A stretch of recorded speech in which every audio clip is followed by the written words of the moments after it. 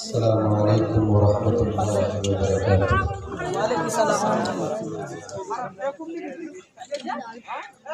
الحمد للہ نحمده ونستعینه ونستغفره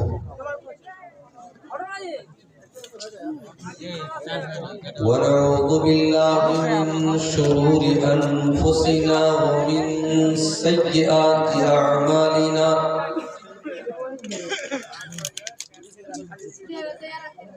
من يهده الله فلا مضل له ومن يضلل فلا هادي له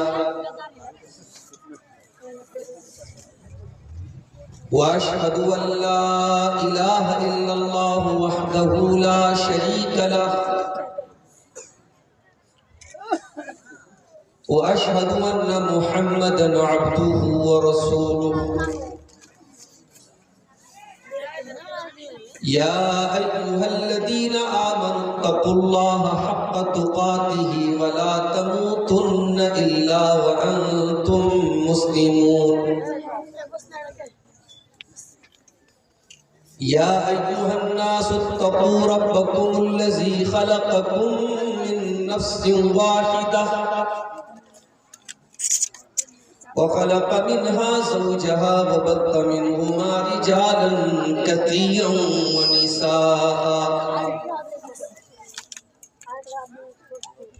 واتقوا الله الذي تساءلون به والأرحام إن الله كان عليكم رقيبا.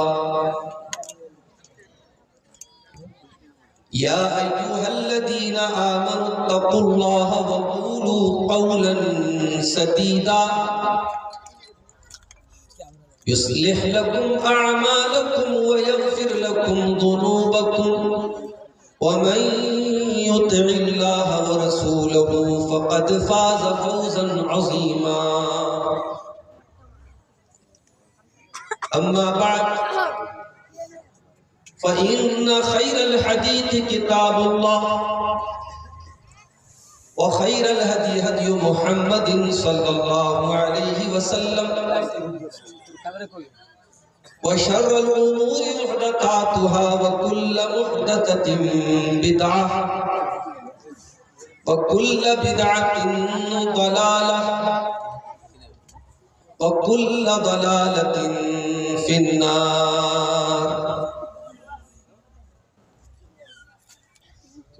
أعوذ بالله من الشيطان الرجيم. بسم الله الرحمن الرحيم.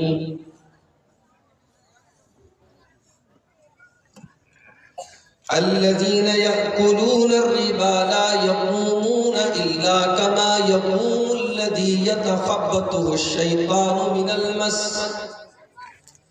ذلك بأنهم قالوا إنما البيع مثل الربا وأحل الله البيع وحرم الربا فمن جاءه موعظة من ربه فانتهى فله ما سلف وأمره إلى الله ومن عاد فأولئك أصحاب النار هم فيها خالدون.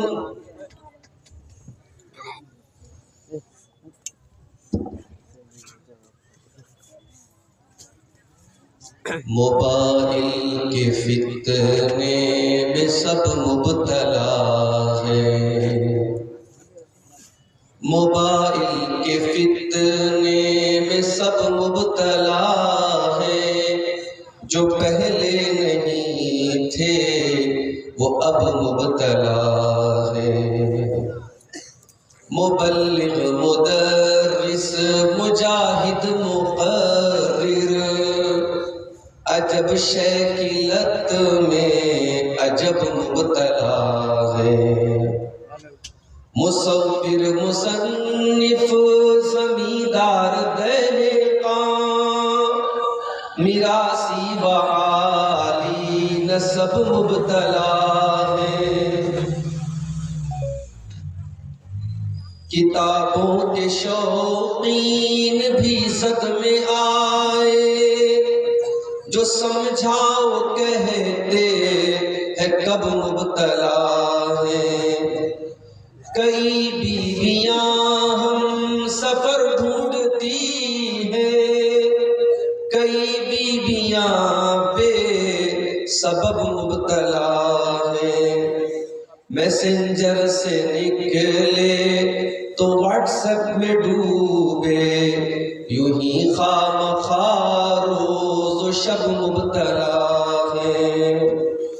مسلسل موبائل اٹھائے ہوئے ہیں، عجم مبتلا ہے، عرب مبتلا ہے۔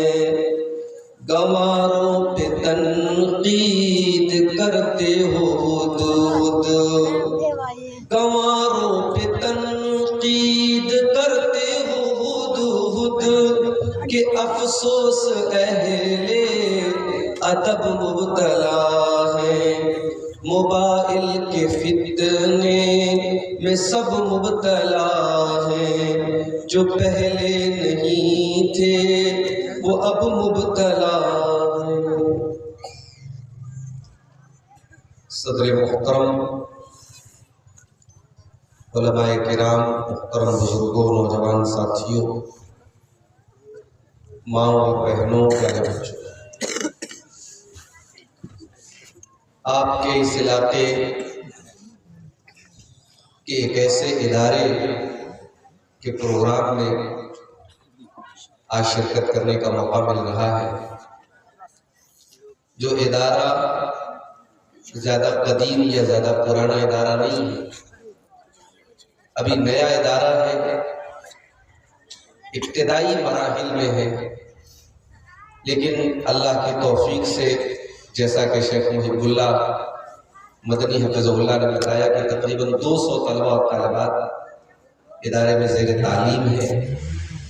ادارے کی بلڈنگ میں کام چل رہا ہے اور اسی کی تعمیر اور ترقی کے سلسلے میں آج کا یہ پروگرام منعقد ہوا۔ ہمارے جماعت کے بڑے ممتاز علماء، جن میں سے ایک صدر محترم جو ہمارے امیر جماعت بھی ہیں، شیخ محمد علی مدنی حفظہ اللہ، اسی طریقے سے شیخ خورشید عالم مدنی حفظہ اللہ، اور دیگر علماء بھی آج کے اس پروگرام میں آئے، ان کے خطابات آپ نے سنا۔ مجھے جو عنوان شیخ محب اللہ صاحب نے دیا ہے، وہ عنوان سماج کی ایک بہت بڑی برائی، جس میں افسوس آج ہر دوسرا شخص ڈوبا ہوا ہے، اور وہ ہے سود اور بیاج کی برائی۔ ایک ایسا گناہ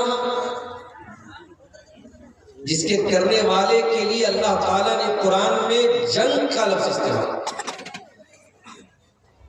کہ جو سود اور بیاج کے حرام ہونے کے بعد بھی اگر سود کھا رہا ہے، اللہ اور اس کے رسول سے جنگ کر رہا ہے۔ اور اللہ کے نبی نے حدیثوں میں، یہ موضوع کوئی ایسا موضوع نہیں جس پر تقریر کی جائے اور بیان کیا جائے اور بات ختم کر دیں، ہمارے ایمان سے جڑا ہے یہ موضوع۔ اور آپ غور کیجئے،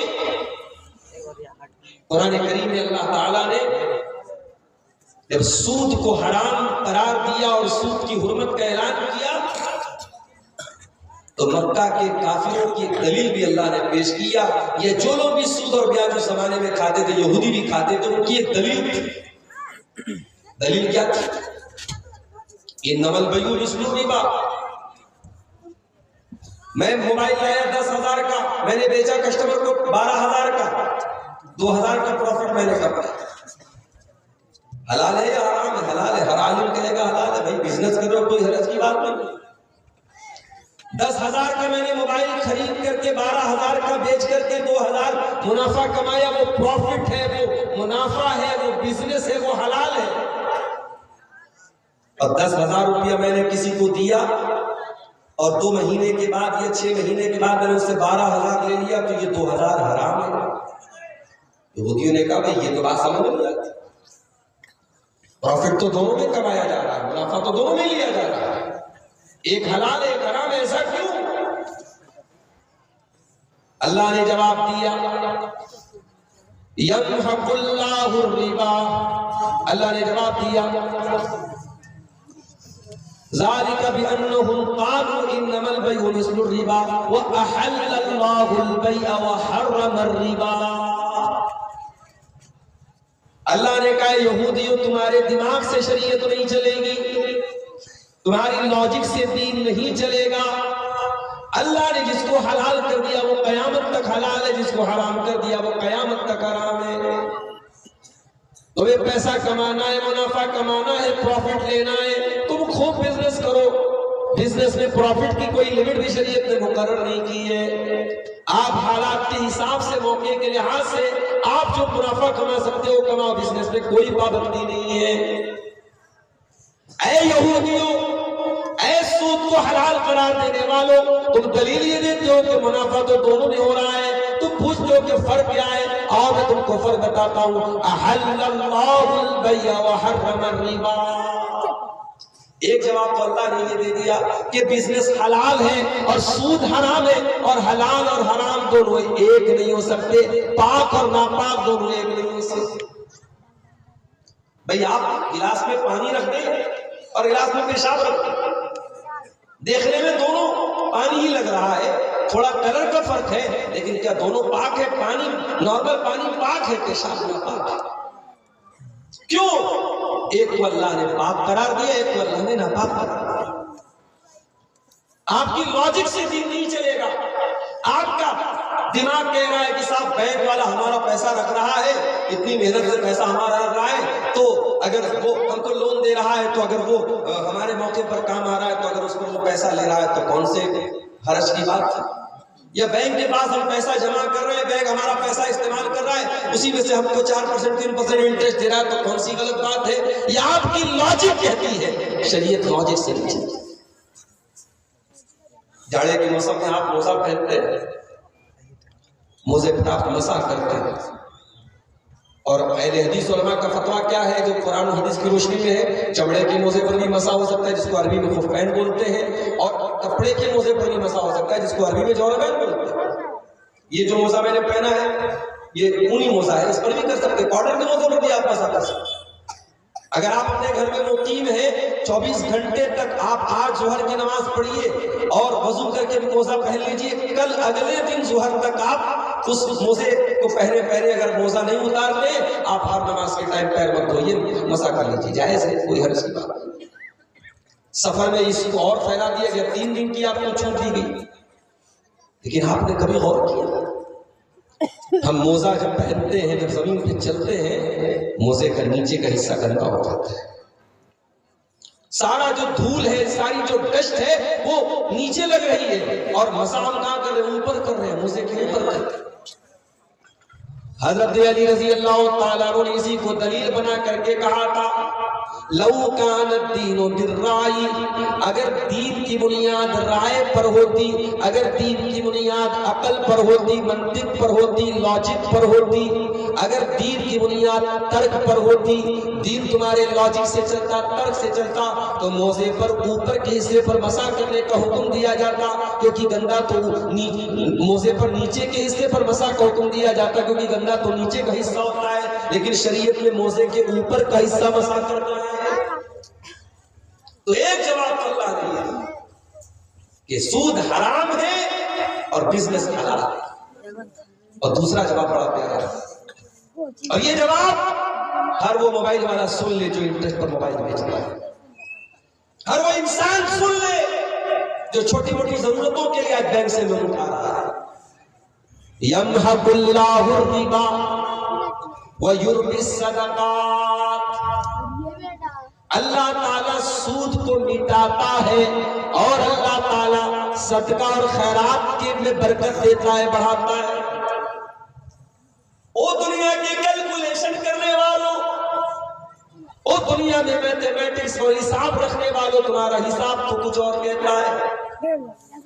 تمہارا حساب تو یہ کہتا ہے کہ ہم نے 1 لاکھ روپے پر 2000 2,500 4,000 इंटरेस्ट कमाया, हमारा तो फायदा हो गया, हमारा तो पैसा बढ़ गया। हमने बैंक में 1 लाख रुपया रखा, 2024 में 2025 आया, वो 1,06,000 बन गया, 2,26,000 आएगा, वो 1,12,000 बन जाएगा। 6% ब्याज हर साल हमको बैंक दे रहा है। तुम्हारा कैलकुलेटर तो तुम्हारे पैसे को बढ़ा के दिखा रहा है। और ऐ मस्जिद और मदरसे में सदका खैरात करने वालों, तुम दुनिया के कैलकुलेशन से देखो तो तुम जब सदका करते हो, जब मस्जिदों में दान देते हो, कबूल हो जाती है। हजरत साहब ने फरमाया अपनी तू जब दावतों का, ऐ मेरे भाई तू अपनी कमाई को हलाल कर ले, तू अपने खाना को हलाल कर ले, तेरी दुआ भी अल्लाह ताला कबूल करेगा। कमाई को हलाल करो तो आपको, लेकिन कयामत के पहले वो दौर आएगा, अल्लाह के नबी ने फरमाया लोग परवाह करना भूल जाएंगे। याती अलन्नासी ज़मानुन ला युबालिल मरउ मिन ऐना खज़ल माल, लोगों पर एक ज़माना को भी आने वाला है, लोग इस बात की परवाह नहीं करेंगे माल हलाल तरीके से कमा रहा है या हराम तरीके से कमा रहा है। वो पैसा कमाने वाले, वो पैसा कमाने की दौड़ में अंधे हो जाने वाले, कयामत के दिन तो अपनी जगह से हिल न पाएगा जब तक तुझे अपनी आमदनी का हिसाब न देना पड़ जाए। अल्लाह के प्यारे नबी फरमाते ला तज़ूलु क़दमा इब्ने आदम मिन इंद रब्बिही यौमल क़ियामह, कयामत के दिन इंसान अपनी जगह से हिल नहीं पाएगा जब तक 5 सवालों का जवाब न दे दे। वो 5 सवालों का जवाब मुझको भी देना है, हमारे उलमा को भी देना है, हमारी अवाम को भी देना है, पढ़े लिखों को भी देना है, जाहिल को भी देना है, सारे लोगों को देना है। 5 सवालों का जवाब दिए बगैर कोई हिल न पाएगा। नंबर 1 अन उम्रिही फीमा अफना, तूने जिंदगी कहाँ गुजारी, तूने उम्र कहाँ गुजारी। अभी गोवा का एक वीडियो बड़ा वायरल, क्लब में नाच हो रहा था, क्लब में नाच हो रहा है, लड़की डांस कर रही है, लोग नाच रहे, शराब पी रहे हैं। अचानक गैस का सिलेंडर फटा और आग लग गई और 12-13 लोग वहीं पे जिंदा जल कर गए। ये है मेरी जिंदगी की। ऐ नाच गाने में मस्त इंसान, ऐ दुनिया की गफलतों में मस्त इंसान, कब कौन सा हादसा तेरी जिंदगी में मौत बन गया तू नहीं जानता। अभी बनारस में हमारे इलाके में आजकल नौजवानों को बड़ा शौक चढ़ा है, बड़े बड़े शहरों में खास तौर से, रात में बाइक उठाई चले गए हाईवे पे चाय पीने। चाय पीने के लिए गांव में भी दुकान नहीं, मगर उनको रात को 2 बजे चाय चाहिए। चाय का भी अब नशा चल रहा है, रात में 2 बजे चाय पीने के लिए कहां जा रहे हैं, हाईवे पे जा रहे हैं। 18 साल का नौजवान 27 पारे का हाफिज कुरान नौजवान, 27 पारे याद हो गए थे, 3 पारा बाकी था उसका। रात के 2 बजे बाइक से जा रहा है, दोस्त को बिठाया है, हाईवे पर पुल पे गाड़ी चलाई उसने। अचानक उसने क्या देखा, सामने सीसीटीवी कैमरे में नजर आ रहा है, सामने से कोई गाड़ी भी नहीं आ रही है, कोई सामने से बाइक नहीं, कोई सामने से कार नहीं, इसकी बाइक जा रही है। अचानक से इसने जोर से गाड़ी का ब्रेक मारा है, उछल के गिरा है, डिवाइडर में सर रहा है, ऑन द स्पॉट मां रो रही है, बाप रो रहा है। साथ में जो लड़का बैठा था नौजवान, 2 दिन तक तो वो बेचारा होश में नहीं आ रहा था, दिमाग ही नहीं काम कर रहा था उसका। 2 दिन के बाद जब उसे थोड़ा होश में आया, उसने कहा कि मुझे इतना याद है कि जब वो हादसा हुआ था, मेरे दोस्त ने ये कहा था, सामने मेरे 3 काले कुत्तों को देखा है। हो सकता है अल्लाह वाला काले कुत्ते की शक्ल में भी शैतान आता है। उसने 3 काले कुत्तों को देखा और उसके बाद उसने जोर से ब्रेक मारी और ये हादसा। आप नहीं जानते कौन सा हादसा आपकी जिंदगी में जिंदगी के तार को तोड़ देने की खबर लेके आ जाएगा।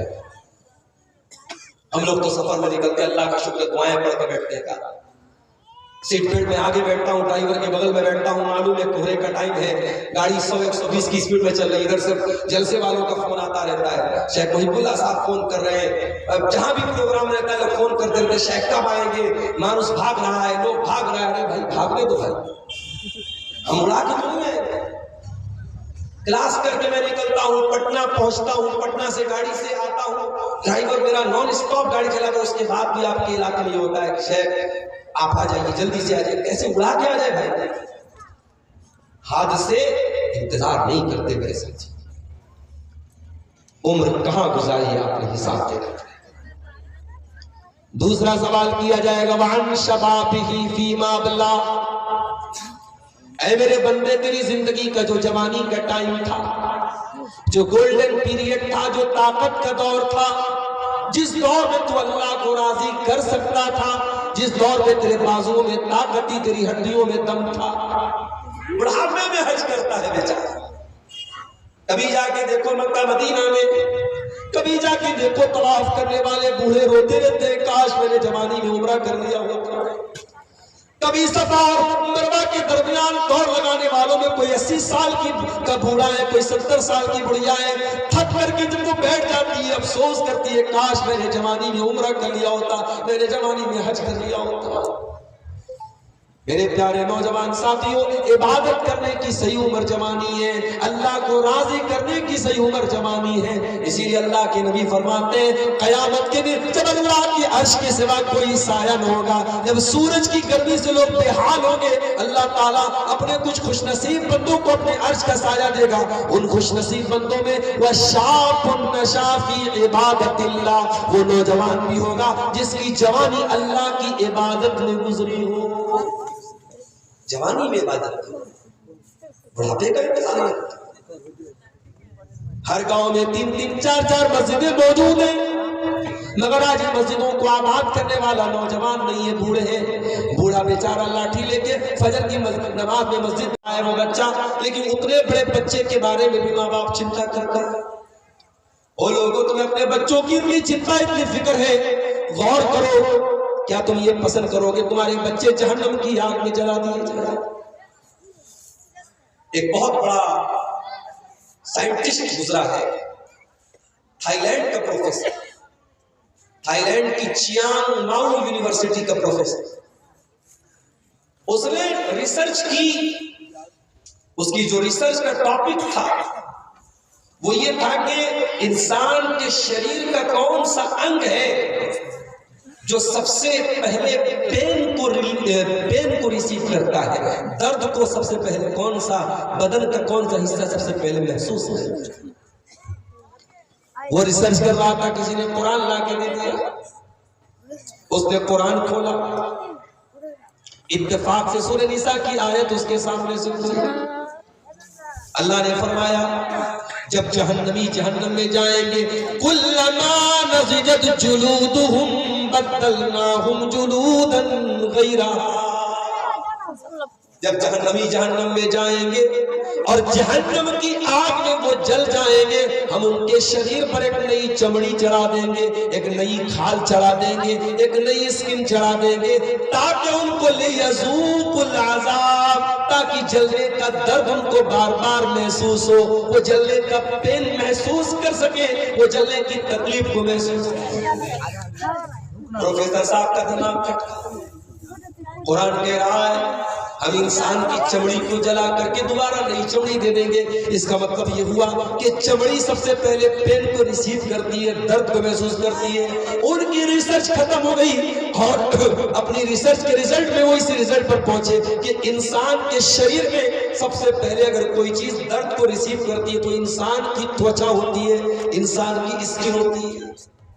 اور تھائی لینڈ کے اس پروفیسر نے سعودی عرب کی ایک کانفرنس میں سب کے سامنے ویڈیو کیمرے کے سامنے اس نے کلمہ توحید پڑھا، لا الہ الا اللہ محمد رسول اللہ، اس نے کلمہ پڑھا اور اسلام قبول کیا.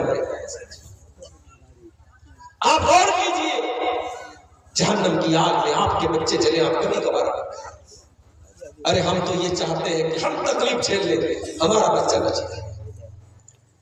کبھی کبھی میں گاڑی میں جا رہا ہوں، میری چھوٹی بچی میرے ساتھ سیٹ کر کے ابو میں بھی آپ کے ساتھ چلوں گے، میرے ساتھ وہ چلی جاتی ہے. کل بھی ایک پروگرام تو یوپی میں ساتھ میں لے کے گیا تھا. اب رات میں ڈرائیور صاحب کوہرے کا ٹائم تھا، انہوں نے گاڑی کی کھڑکی کو تھوڑا کھول کے رکھا تھا، اندر ہوا آ رہی تھی، ٹھنڈی ہوا آ رہی تھی. میں اپنی جیکٹ اتار کے میں نے بچی کو اڑا دی، اپنی ٹوپی اتار کے میں نے بچی کو لگا دی. مجھے ٹھنڈک میں تھوڑی دیر کے لیے برداشت کروں گا، اپنے بچی کو میں برداشت کرنے لگوں. ہماری سوچ تو نہیں، ہم تو اپنے بچوں سے اتنا پیار کرتے ہیں، اپنی اولاد سے اتنی محبت کرتے ہیں.